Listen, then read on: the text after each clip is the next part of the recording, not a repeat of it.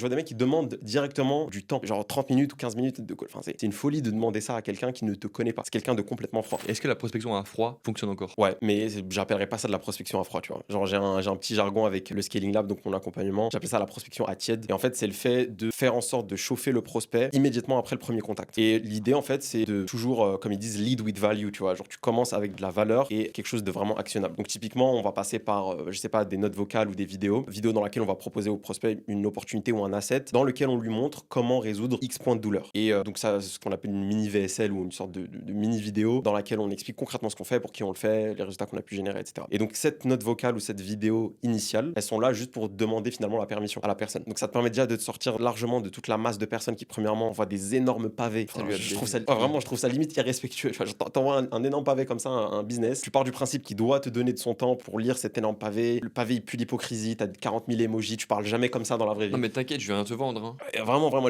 moi, les emojis, c'est le pire. Parce que tu parles pas comme ça. Pourquoi est-ce que tu parles comme ça à ton prospect? Tu parles pas comme ça dans la vraie vie. T'envoies pas 40 emojis. Tu dis pas des ravis de me connecter, de rejoindre ton réseau. Tu parles pas comme ça. Ça crée juste une sorte de shit show insupportable pour les prospects. Donc ça te permet de te sortir du lot. Et donc, dans cette note vocale et vidéo initiale, comme je l'ai dit, c'est là où tu utilises une approche basée sur la permission et tu lui proposes de lui donner plus d'infos sur XY résultat désiré ou X système qui te permet d'atteindre XY résultat désiré. Et derrière, t'envoies la mini VSL une fois que tu as sa permission. Et là, en fait, c'est là où le prospect passe à tiède. Ok. Et là, tu lui as rien demandé encore. Tu lui as pas dit viens, on fait un call, etc. Tu lui as juste donné de la valeur actionnable pour résoudre la problématique dont tu sais qu'il a. Parce que toi, tu travailles avec une niche, un avatar client bien spécifique. Et derrière, une fois qu'il a reçu cette vidéo, etc., c'est là où tu lui proposes d'en parler plus en un call, etc. Parce que tu penses que sincèrement, tu peux l'aider à atteindre XY résultat. Mais là, le process, tu vois, il est différent parce que tu as donné, et après, tu as demandé un peu de temps et tu l'as justifié. La méthode classique de prospection à froid, c'est genre, moi, je vois encore des mecs. Je prends quoi. Ouais, direct. Et je vois des mecs qui demandent directement du temps, genre 30 minutes ou 15 minutes de call. Enfin, c'est une folie de demander ça à quelqu'un qui ne te connaît pas. C'est quelqu'un de complètement froid. Donc, la prospection à froid, dans ce sens-là, oui, elle est morte, ça ne marchera pas. Mais si tu as ce genre d'approche-là, surtout mêlé à d'autres choses, tu vois, ton profil, ta personal brand, tout ça, ça a un impact énorme, tu vois. La première chose que les gens font quand ils reçoivent ton DM,